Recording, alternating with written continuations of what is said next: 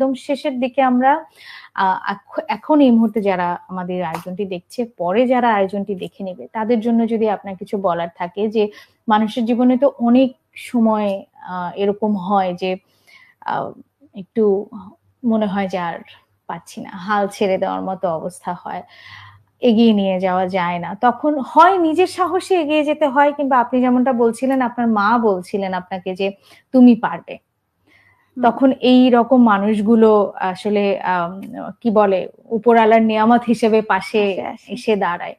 তাদের জন্য যদি আপনার কিছু বলার থাকে, যে জীবনের এই খারাপ সময়গুলো কিভাবে উতরে যাওয়া যায়।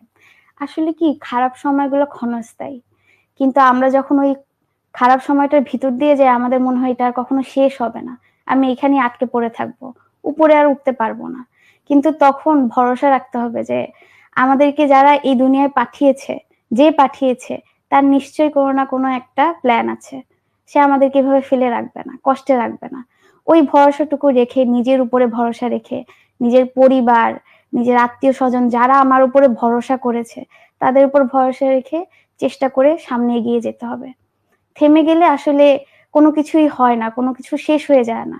আমি এখন থেমে গেলে আমার জীবনটা থেমে যাবে না, চলেই যাবে। তো এর থেকে ভালো আমি চেষ্টা করি, চেষ্টায় সফলতা আসে। চেষ্টা, ইচ্ছা যদি থাকে, চারদিক থেকে উপায় চলে আসে। থেমে যাওয়াটা আসলে জীবন না। হ্যাঁ, কোনো না কোনো ভাবে সেই জীবনটাকে সামনের দিকে এগিয়ে নিয়ে যাওয়াটাই জীবনের মূল লক্ষ্য।